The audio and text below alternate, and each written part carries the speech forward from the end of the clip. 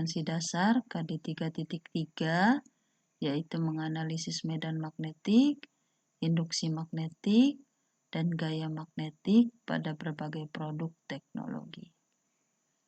Adapun yang menjadi tujuan pembelajaran, yang pertama, menjelaskan medan magnetik, 2, menjelaskan induksi magnetik, dan 3, menjelaskan gaya magnetik. Jika kita taburkan serbuk besi dekat dengan magnet, maka serbuk besi membentuk pola tertentu. Pola tersebut menandakan adanya medan magnetik. Apa yang dimaksud dengan medan magnetik? Medan magnetik adalah ruang atau daerah di sekitar benda-benda bersifat magnet yang masih dipengaruhi oleh gaya magnet. Kita perhatikan di sini, semakin jauh posisi serbuk besi, maka semakin kecil pengaruh gaya magnetnya. Kita lihat di sini serbuk besinya ya. Di sini membentuk seperti garis-garis gaya magnet. Pada magnet ini ada huruf S, artinya ini kutub selatan. Lalu huruf N, ini kutub utara. Arah garis gaya magnet ini keluar dari kutub utara, masuk menuju ke kutub selatan. Selanjutnya kita akan bahas sifat magnet. Ada 3 sifat magnet atau sifat magnetik bahan ya. Yang pertama ferromagnetik, artinya bahan yang sangat mudah dipengaruhi oleh medan magnet. Nah, bahan-bahan ini bisa dijadikan sebagai magnet permanen. Contohnya besi, baja, dan nikel. Sifat yang kedua yaitu paramagnetik, bahan yang tidak mudah dipengaruhi oleh medan magnet. Artinya bahan ini tidak bisa dijadikan sebagai magnet permanen. Contohnya timah, platina, dan aluminium. Sifat yang ketiga yaitu diamagnetik. Artinya bahan yang tidak dapat dipengaruhi oleh medan magnet. Contohnya emas, perak, dan tembaga.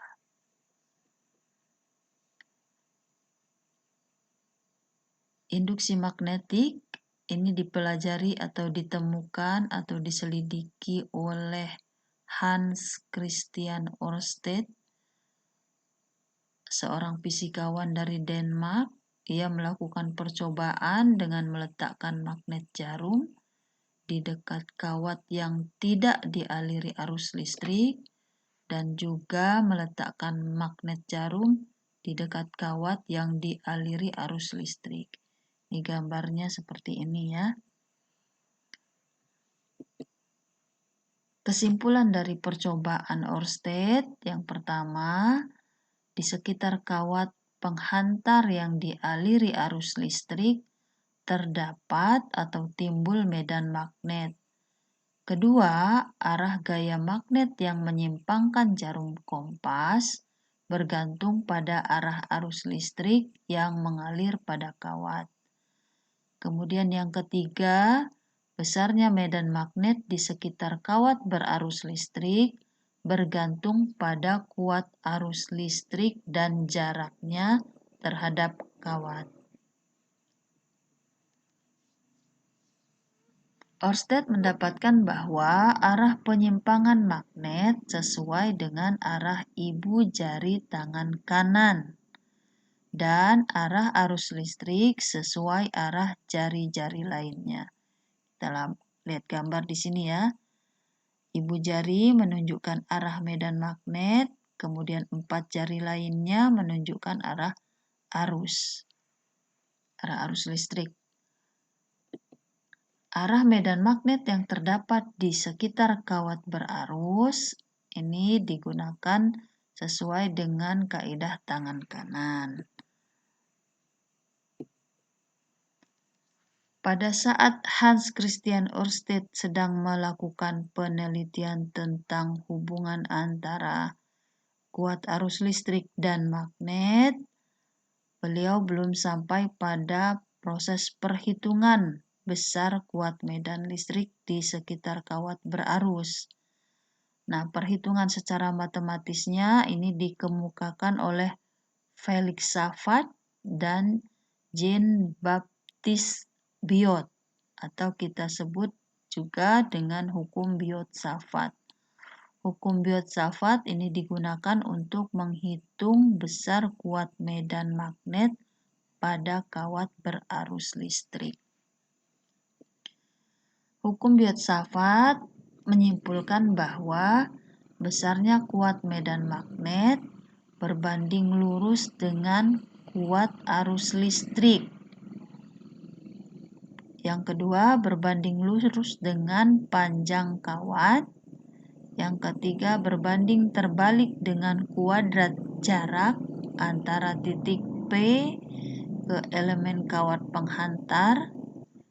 Kemudian, sebanding dengan sinus sudut apit theta antara arah arus dengan garis hubung antara titik P ke elemen kawat penghantar. Ini ada gambarnya ya.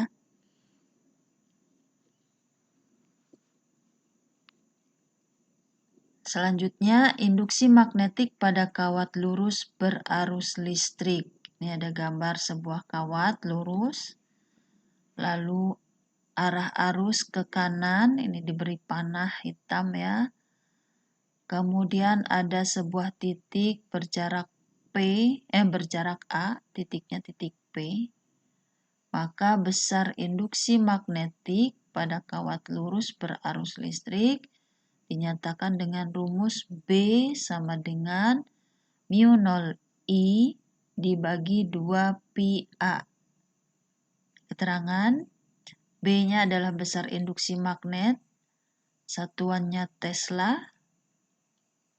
Kemudian I besar arus listrik, satuannya ampere.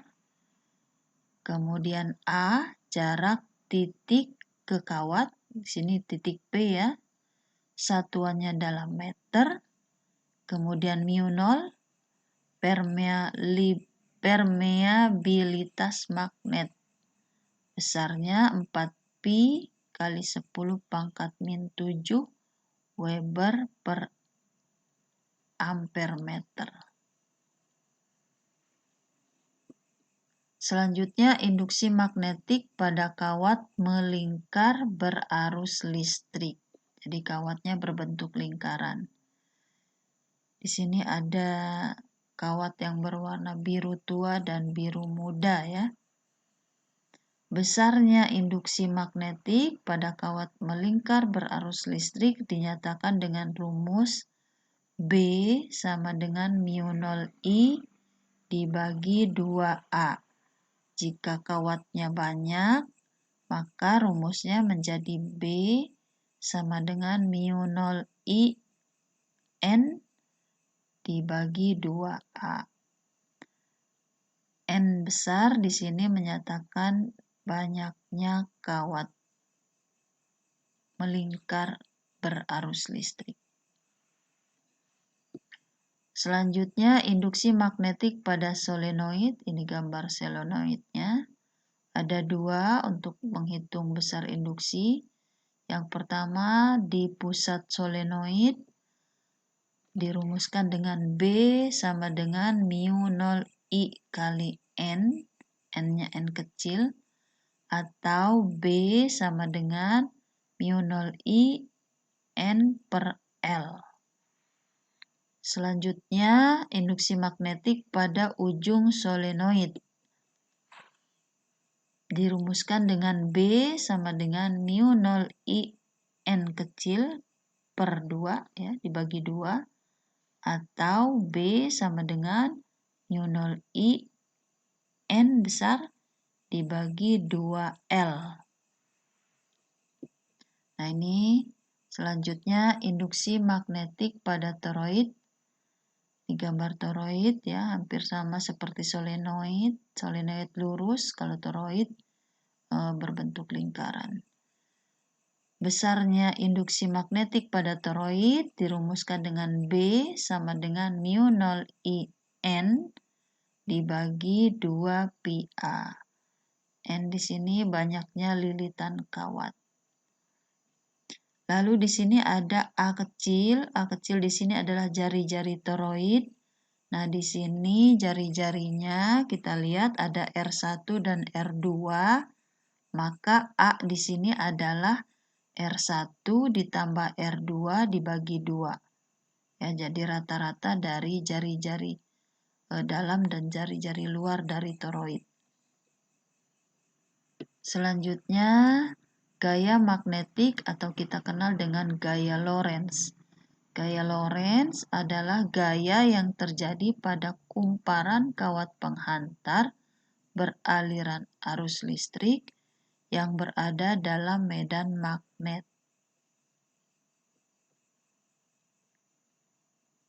Gaya magnetik atau gaya Lorentz pada kawat berarus dalam medan magnetik dinyatakan dengan FL nih gaya Lorentz ya, sama dengan B dikali I dikali L dikali sin theta. Dari rumus ini bisa kita lihat bahwa besarnya gaya Lorentz yang dialami kawat berarus listrik berbanding lurus dengan kuat medan magnet atau induksi magnetik, kemudian berbanding lurus dengan kuat arus listrik, berbanding lurus dengan panjang kawat, dan berbanding lurus dengan sudut theta yang dibentuk arah arus I dengan arah induksi magnetik. Ya, jadi sudut theta adalah sudut antara I dan B.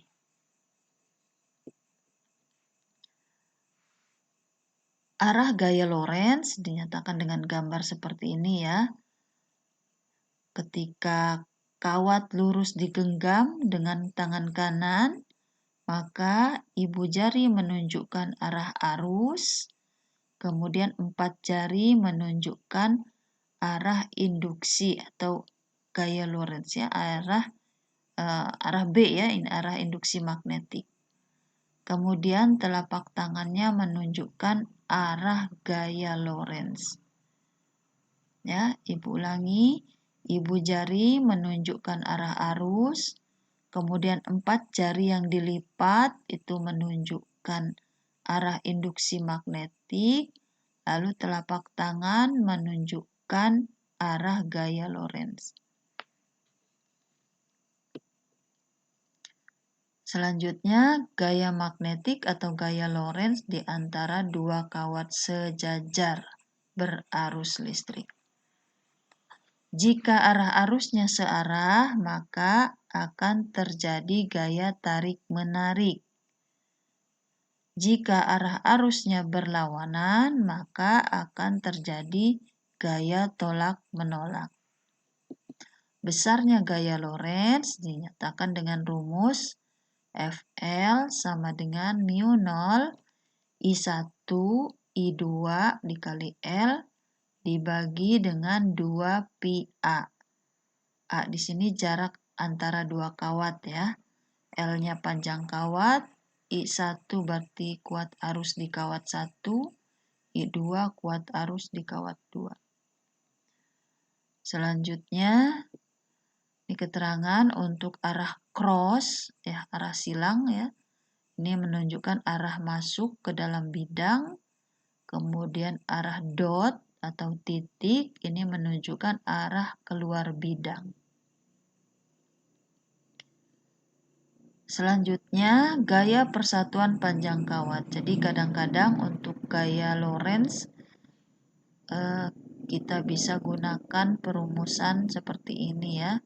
Jadi tidak hanya melulu pada kawat berarus mencari gaya Lorentz. Kadang-kadang mencari gaya persatuan panjang kawat. FL dibagi L sama dengan mu 0 I1 I2 dibagi 2 pi A. Keterangannya ya di bawah ada. Selanjutnya, gaya magnetik atau gaya Lorentz pada muatan listrik dinyatakan dengan perumusan Fl sama dengan Q dikali V dikali B dikali sin alfa. Keterangannya di sini Fl ada gaya Lorentz ya. Kemudian Q-nya muatan, satuannya Coulomb. Lalu V kecil, ini kecepatan muatan dengan satuan meter per sekon. Lalu B induksi magnet, satuannya Tesla. Dan alfa ini sudut antara B induksi magnetik dengan arah muatan. Ya, dengan Q berarti. Antara B dengan Q. Ada gambarnya. Ibu jari menunjukkan kecepatan, lalu 4 jari menunjukkan induksi, dan telapak tangan menunjukkan gaya Lorentz. Ini adalah gaya Lorentz pada muatan listrik. Selanjutnya, gaya Lorentz, ini sudah masuk ke materi flux magnetik ya. Kerapatan medan magnet. Flux magnetik adalah jumlah total medan magnet yang melewati suatu penampang tertentu. Flux simbolnya bulat lalu ditarik garis ya. Flux sama dengan B dikali A dikali cos theta. Dengan B induksi magnet satuannya Tesla, flux magnet satuannya Weber. Lalu A di sini luas bidang, satuannya meter kuadrat atau meter persegi. Kemudian theta di sini adalah sudut antara B dengan garis normal. Oke, di sini ada gambarnya. Ada arah B, kemudian ada sudut theta, lalu ada penampang dengan luas A. Kemudian ada arusnya I di situ ya. Oke, baik, untuk materi kali ini sudah cukup sampai di flux magnetik. Selanjutnya kita akan mempelajari contoh-contoh soal, tetapi Ibu buatkan dalam video yang lain. Oke, lebih kurang mohon maaf. Sampai bertemu pada video pembelajaran selanjutnya. Ibu akhiri dengan Assalamualaikum warahmatullahi wabarakatuh.